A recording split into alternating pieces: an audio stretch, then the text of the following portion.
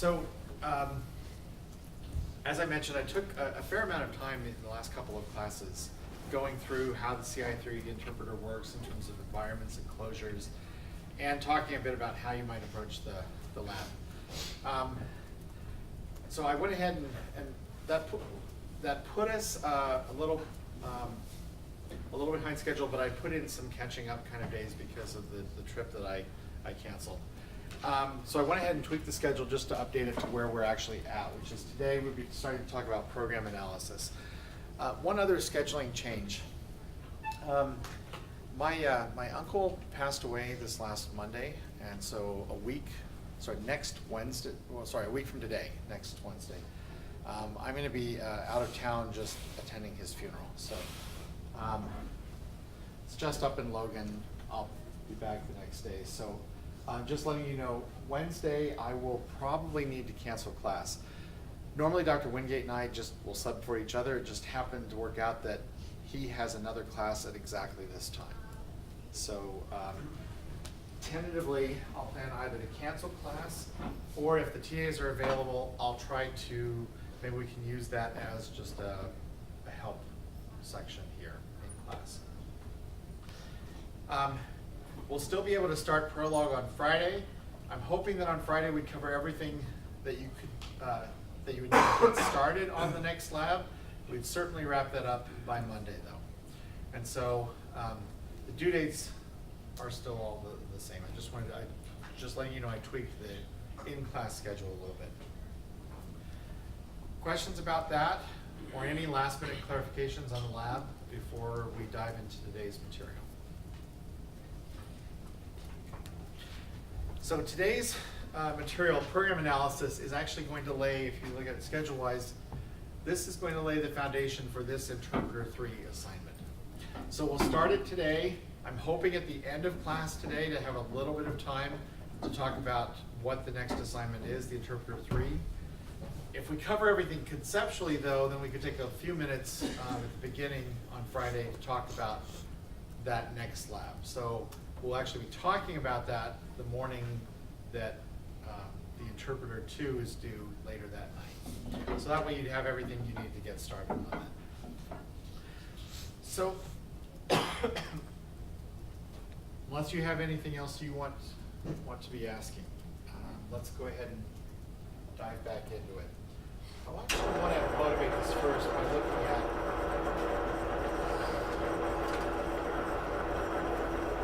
so you remember this diagram that we talked about when we're starting to get into interpreters. That every program language translation tool, whether it's interpreters, compilers, language-to-language translation, JavaDoc, Doxygen, all kinds of tools like that, Lint, all have this same basic form. So remember, the idea is you've got concrete syntax in, and you parse it. Now for us, that's our lex and our parse functions. That's pretty normal. As you saw in 236, parse, we'll call it collectively parsing. Usually it's two stages. First, break it up into the tokens, and then parse to build the abstract syntax tree. So the parser produces the abstract syntax tree. The abstract syntax tree then goes into what I was calling generically the translator. This is the heart of what you're actually doing. This is where it does the compilation, or in the case of an interpreter, where it actually does the execution. So for us, that's our calc function. But again, this could be translating some other language, or generating the output from JavaDoc, or whatever else it might be. And then that produces some form of abstract output, which we unparse to produce the concrete output. So I want to revisit this. So once you've taken your input, the user's program, and you've parsed it, right before you actually feed it into the sort of the main compile step or interpreting step, or in our case, calc, there's actually an opportunity right there, while it's in abstract form, to do things to the program. You could run various checks on it. You could do optimization. You could do rewrite, actually, of certain things, sort of into syntactically equivalent things. The big thing is that there's a space right here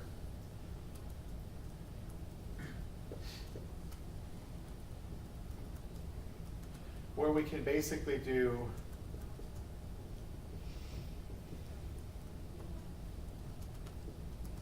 generically, this is pre-processing of the abstract syntax tree. So you have an AST coming in, you're going to have an AST coming out, but maybe it's been slightly augmented a little bit. So let's talk about things that you could do when it's in that space. So in other words, you've parsed the program, so you've actually figured out structurally what the code is, even though you haven't yet actually executed it and you haven't actually or compiled it into machine code or an abstract machine code that you run through the code generator. So when you're in this stage, one of the things that you can do is syntactic rewrite. So we talked earlier in the semester about syntactic sugar, right? Remember, syntactic sugar is stuff that you add to the language that doesn't really increase the power of the language. It just simply, they're syntactic constructs that make things easier for the programmer. So one example might be loops. Theoretically, you actually only need one looping structure in a language. Everything else can be rewritten in terms of it somehow.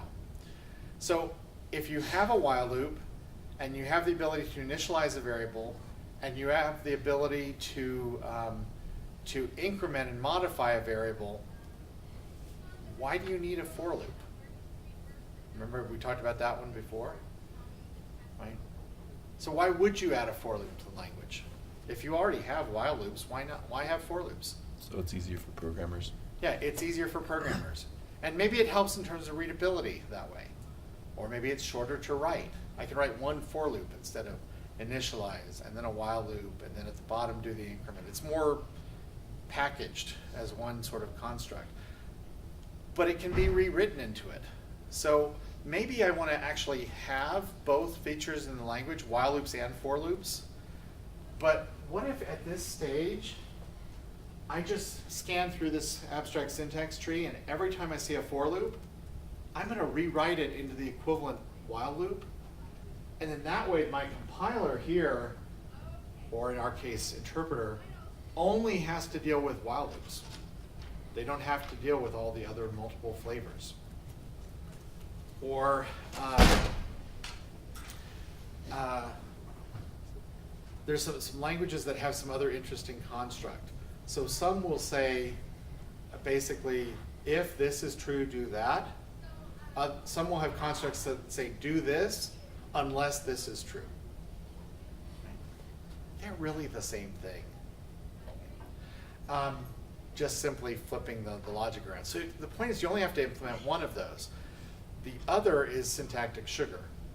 And so languages are loaded with this stuff, the syntactic sugar. And I mentioned before, these are like programming language Twinkies. They add zero nutritional value, but they just sort of make life a little nicer.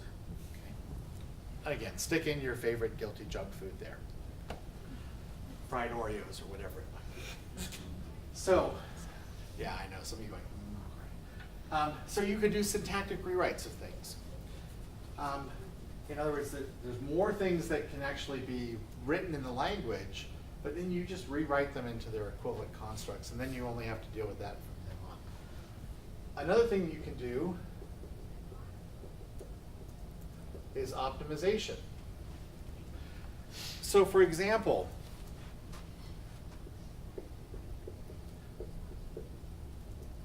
any of you ever written something like this in C++? Right. So this is going to loop, right? This is going to loop back up.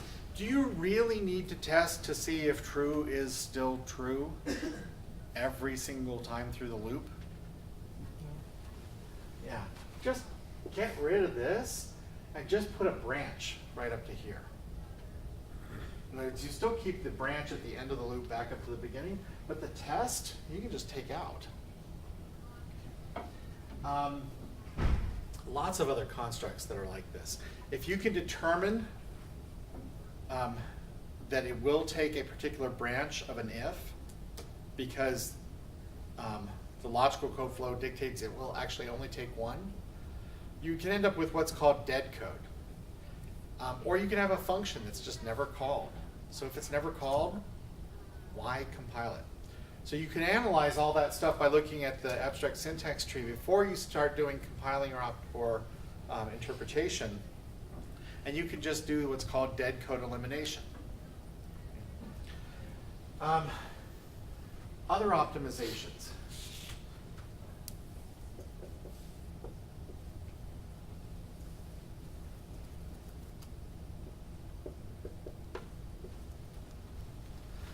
To evaluate that expression, how many additions do you want to do efficiently? One, right? This is what's called, actually, let me change this a little bit. So there's, both of these are referencing the variable x, but there's no code in between the two that modifies x, right? Notice you have to be able to reason about stuff like that. If so, compute x plus 2 once and reuse it. This is what's called common subexpression elimination. You can just recognize that, oh, this little branch of the abstract syntax tree is the same as this other nearby little branch of the abstract syntax tree, and there's nothing in between that's going to cause the resulting value to change. So let's just take the value from this, store it in a register or something, and reuse it instead of calculating this tree. In fact, what often happens is you actually, if you will, bend the tree to simply eliminate that one redundant subexpression and both point to it. So at that point, your tree actually isn't a tree anymore, it's a DAG, if you remember that from your data, or 235 or 236, one of those two. Okay. Also with this, let me go back to my first example. How many adds do you really want to do? Sorry, with the variable in there, you want to do one, just one, not 2 adds, right? In this case, how many adds do you really want to do? 0. 0, right? How many multiplies do you want to do? 0. 0, because that thing is still 9, and it always will be 9 every time you run the program. So why not just replace it with a literal 9? Okay. Now you might wonder, why would anybody ever code that? Here's a very common thing. If I'm working with, say, images that are 640 by 480, I might do something like, suppose it's a gray image, unsigned character image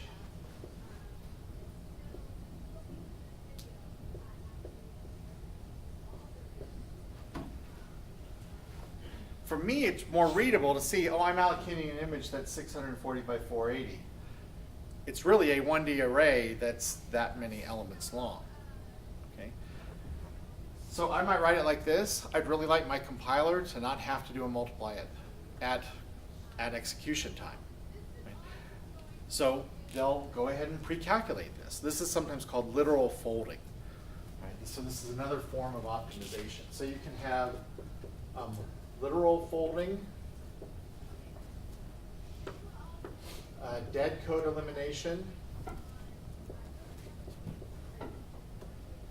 and then I'm just going to abbreviate here, common subexpression elimination, and many, many, many other things that you can do with optimization at this step. Okay. Let me throw one other.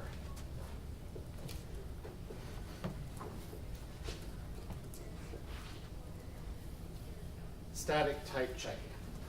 So we've talked about a little bit about static versus dynamic type checking, how a lot of the languages that you've used will actually check types on the fly. So Racket and Julia both do this, Python does this, but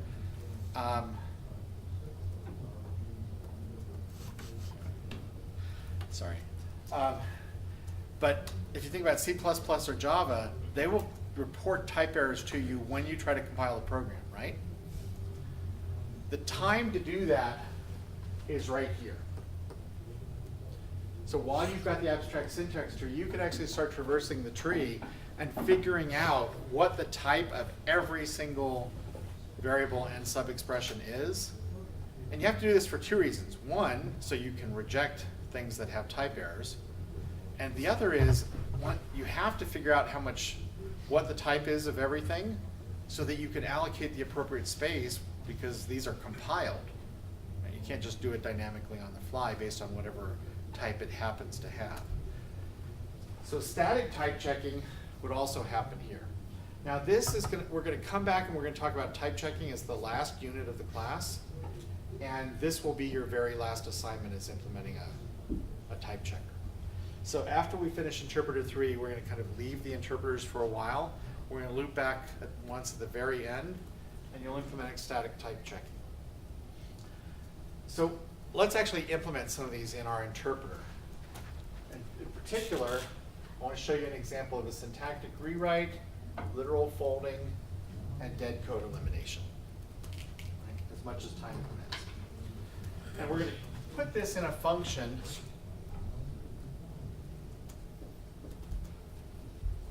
that we'll call analyze. So the flow is going to be that our code comes in, we lex it, we parse it.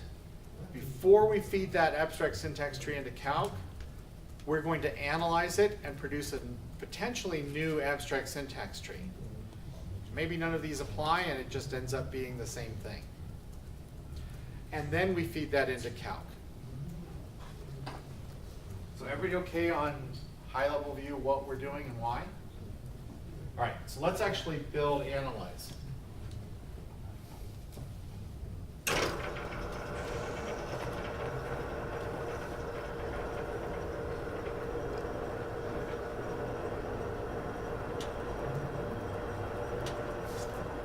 So first, I actually want to go down to this interp function. Remember we added this little helper function interp that takes a string and runs it through the whole process? This is where we can see sort of the steps. The string comes in, we lex it, we parse it, we analyze it to get a potentially revised abstract syntax tree, and we feed that into calc, and again, starting off with the empty environment. Okay.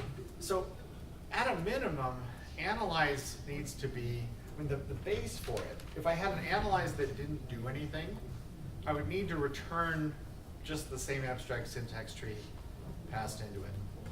But I need to traverse down through it, and at certain parts, I'm going to actually make changes. So let's start with a base that traverses through an abstract syntax tree, breaking it into its parts, just recursively traversing each part. And then on the way back out of that recursion, puts all those possibly modified parts back together again. But we'll leave off the modified part for right now. Does everybody understand? So as a base, we're just going to break the tree apart recursively, and then on the way back out of the recursion, put it back together. Exactly the same as what we had. So rather than trying to traverse the tree and then modify it in place, and you guys have seen that can get messy sometimes, we're just going to recursively break it apart and then build it back up on the way out. And so I've gone ahead and actually built, so one of the things about this is when you're doing these syntactic rewrites or optimizations or other things, let's go through the process. Remember, we always said start with the concrete syntax. So what changes with the concrete syntax?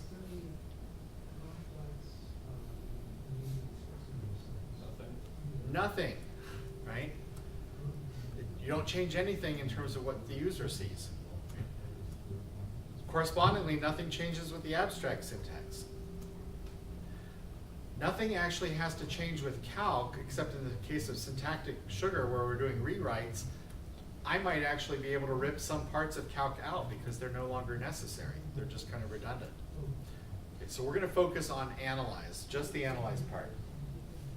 So if you think about something that's going to break it apart and build it back up, you just need to look at at the structure of the abstract syntax tree itself. So let's just go through case by case. If it's a num node, I'm just going to go ahead and return, yeah? Sorry about that. You say like the best thing is not to do any plus and times and just put a 9 there. Yeah, but we're like, going to implement it. Yeah, but like you don't know that unless you do the calculation. Yes, but what I'm saying is I can actually do some calculation. So think of this like a C++ compiler. I can actually do some of that calculation at compile time. Right? If these things are literals, I can just pre-compute them and replace them with the corresponding literal result. And so some computation can actually happen at compile time. Don't put it off until the runtime. The compiler says, well, wait a minute, you're adding 1 and 2. I know that that's 3, right? I can compute that. Or more importantly, you're doing a mathematical operation between two literals. I can do that. And then I can just simply stick in the literal for the corresponding result. Okay. So that's exactly what we're going to do. So if what comes in is a numeric literal, we just return the same thing. Likewise for varref nodes. So you'll notice these two are leaves of the tree. If you think about the structure of an AST, at least for our language, the leaves are either not numeric literals or variable references. So those leaves just return themselves.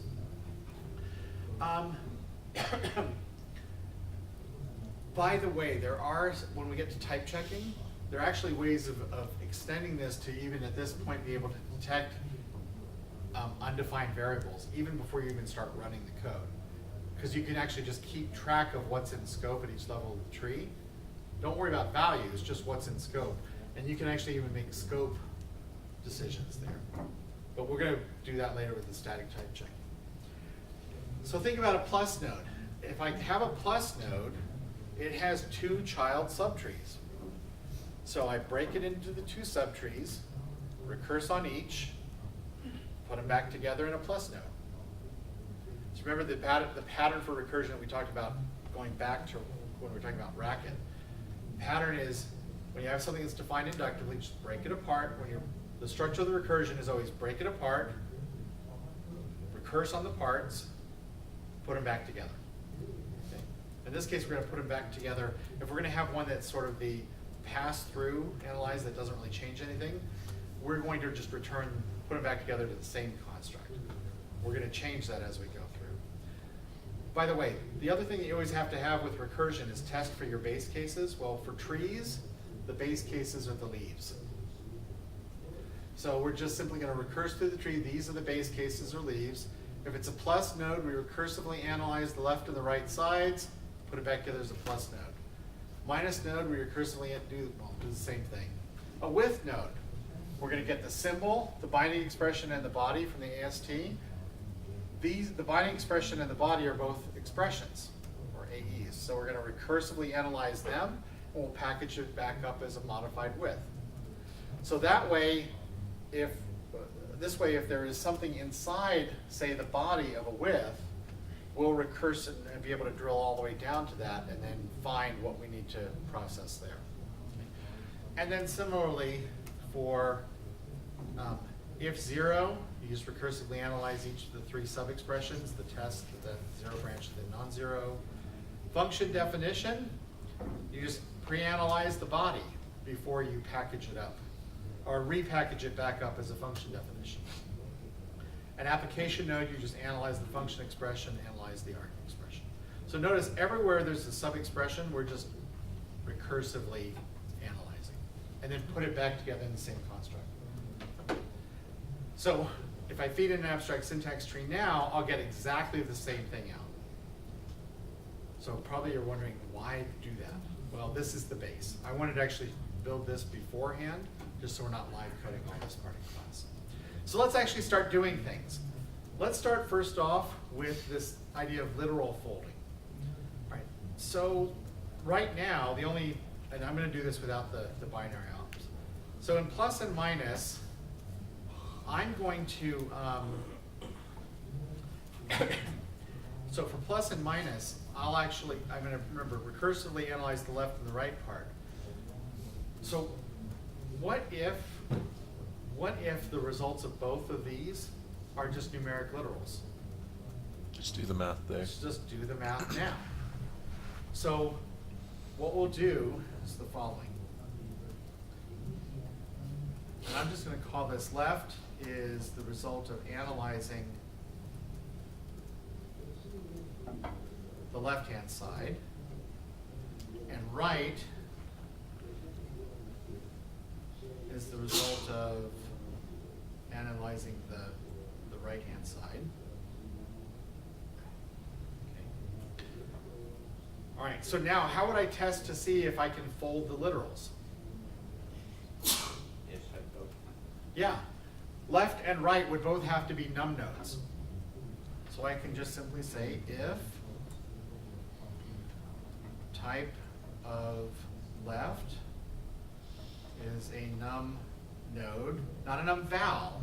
I'm not feeding this into calc yet. It's just actually a node of the abstract syntax tree that says this is a numeric literal. If that's a num node and the type of right is a num node, what do I want to do? Return a num node. Yeah, I just want to, I recognize I can fold them. So I'm going to return this back as a numeric literal. So I'm going to make a num node. And what value am I going to store in it? The two added together. Yeah, the two added together. Now, of course, I've got to get the values out of those num nodes. Calc. So I've got to get left.n plus right.n. I think n is what we called that in the, yeah, n. If we not run calc here, then it would be easy to just call calc. You could, except calc is going to expect an environment. You might have other things. The other thing is, think about this in the context of a compiler, right? I can't spit out some machine code, run it real quick, and I just do it right in my compiler program. All right, so if they're both num nodes, I can just fold them into a single literal. But what if one of them's not? What if that if fails? In other words, what do I want the else part to be?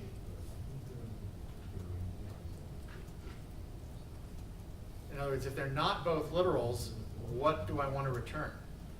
It's already there. Well, you already had. Yeah, what's already there. So actually I'm going to change this to return that and return. And then here, I don't have to recurse on these anymore. I already have done that. So do you see the structure? I just I recurse on the left and right subtrees.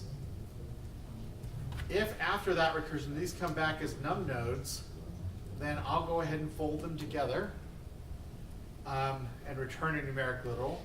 If they're not, then I just return, okay, what I originally had, a plus node that's a result of recursing on the left and right parts. And again, it's important that we recurse on these two for two reasons. One is, what if these aren't numeric literals?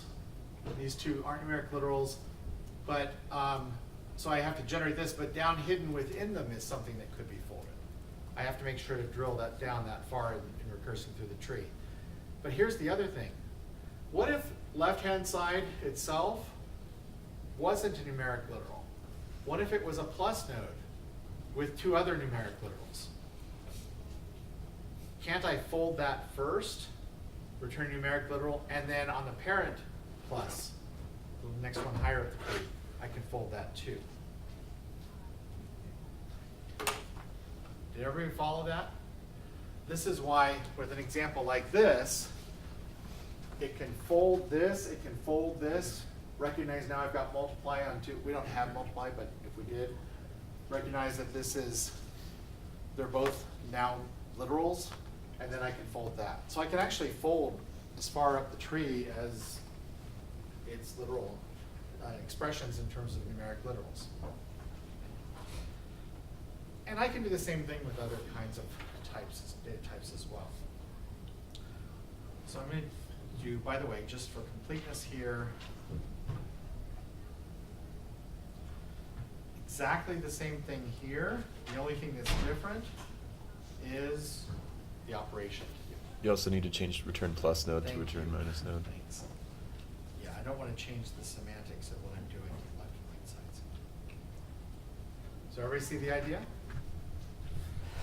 So now, if I do something like this. Yeah. So we're running an interpreter that can like interpret stuff on the fly, but wouldn't all these checks end up slowing it down more than optimizing anything? except I'm doing it before I start running anything.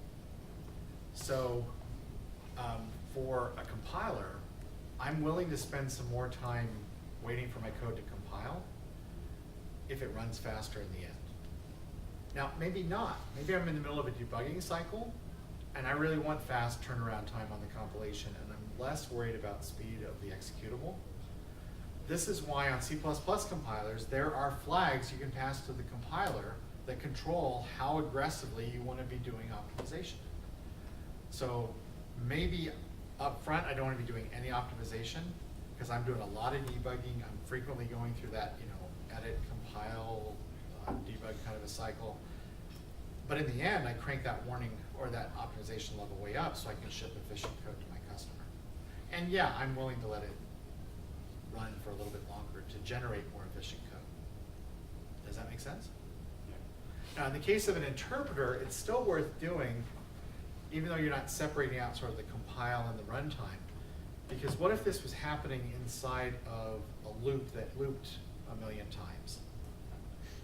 Instead of doing a million unnecessary additions of literals, I do this once on a pre-processing pass through the tree, and then in that loop, I'm going back and executing, just using that already folded literal a million times. Okay, so this new abstract syntax tree that we built is like the compiled version? Or Well, like- it's the one that we're actually going to feed into calc. Okay. Okay? Or in the case of a compiler, that we feed into the part that actually does the compilation part of it. Does that make sense? So we're willing to spend a lot, the idea is we're willing to spend some time up front making a pass through and trying to do some of these optimizations to make the actual run faster. Right, so I get that, but like where do you store the modified abstract syntax tree? Like what do you do with that so that you remember it? Okay. The big thing you do with the modified abstract syntax, the new one that's returned out of Analyze, is we're going to feed that right into Calc. So if you look, going back to interp, we're going to lex an input string, we're going to parse it to get the AST, this original AST. We're going to feed that into Analyze to get a potentially revised AST, and that's what we feed into Calc. So we're Right, building so the for new certain AST. programs that you're going to be running lots of times, Mhm. you have to store that revised ASTs somewhere, right? No, actually, this is all done internally inside the interpreter or compiler. So it's not actually stored somewhere. It's just, it's a separate step in this flow, this pipeline. So far it's been lex, parse, calc. Now it's lex, parse, analyze, calc. Okay. Makes sense? So we're not actually storing it anywhere other than just temporarily in between parsing and calc. Okay. By the way, you could actually layer on here, you could try to put multiple operations in Analyze, which is what we're going to be doing. But you could also have multiple passes of analysis here, where you start with one abstract syntax tree, it feeds through one thing and you get a revised abstract syntax tree out. You take that and you feed it through something else that's going to do some other rewrites or optimizations, and you get yet another abstract syntax tree, and another, as deeply as you want to nest that or pipeline it, and then the final one just goes on to calc or the compile step. Does that make sense to everybody? All right, so that's literal folding. Let's do dead code elimination. This is another form of optimization. So it turns out the only way to make dead code in this language that we have so far is, or at least the most straightforward way, is to have an if-zero construct where the test is known in advance to be 0 or non-zero. And right now, the only way we have of knowing that is that it is literal. Okay. Oh, sorry, actually, I got ahead of myself. I was going to demonstrate what we did before.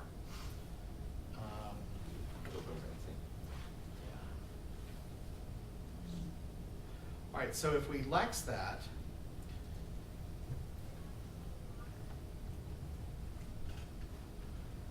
parse it, we get the appropriate abstract syntax tree, plus nodes for the literals. But then, if we then take that,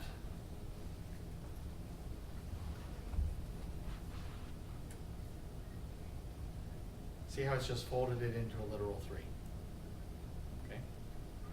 Oh, by the way, again, I could nest this.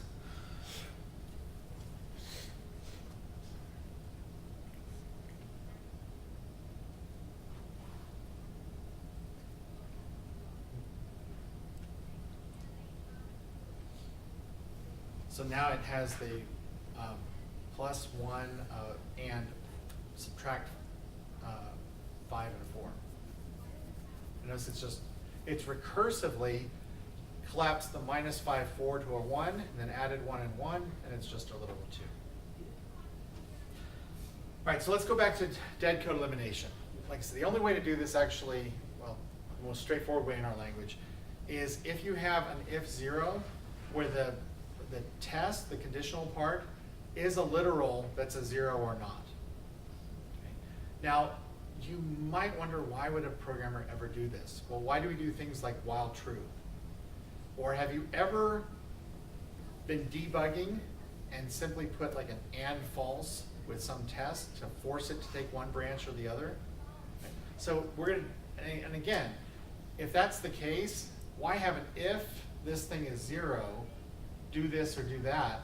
If you know it's going to be 0 or non-zero already, just replace it with either the 0 branch or the non-zero branch. Why even have a branch there? Or a test. So let's build that in. So if we're analyzing an if 0 node, let's do the same thing. Let's do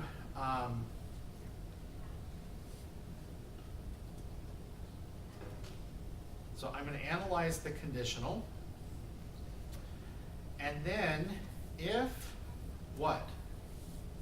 How can I know that I can actually eliminate dead code? What would have to be true? The conditional is a num node. The conditional is a num node.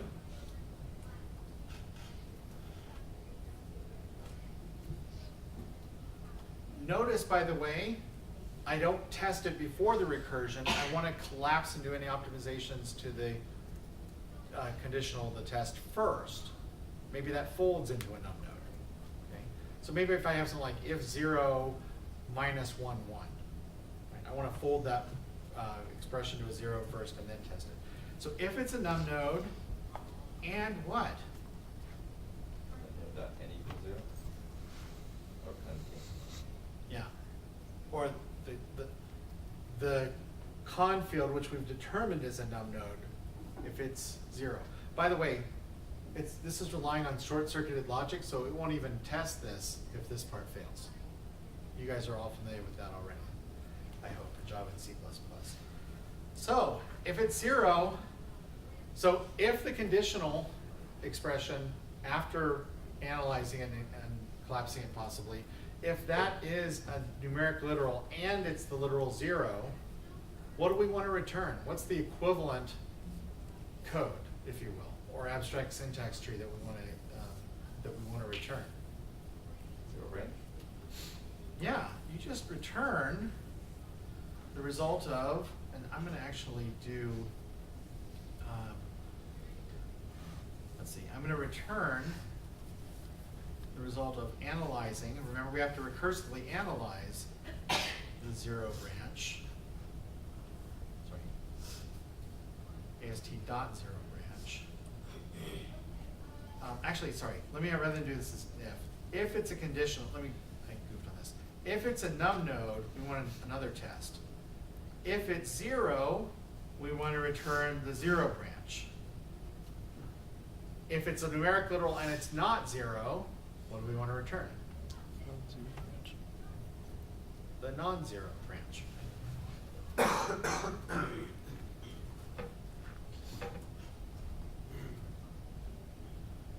By the way, you'll notice I turned off the annoying completion, which means I have to remember what the fields were named, but fair enough. All right, so now that's what I did. If if the test was a num node, if it was a numeric literal, I'd look at the value and then return either only the zero branch or the non-zero branch. What do I want to do if,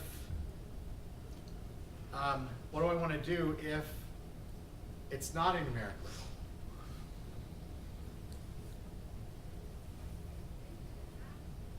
Return what you already had. Yeah, it's actually just what I have.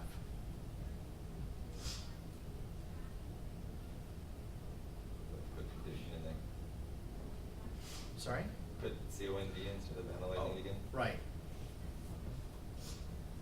By the way, I could have also analyzed ahead of time both branches. But this is slightly more efficient because if this is not a num node, it just goes straight to here.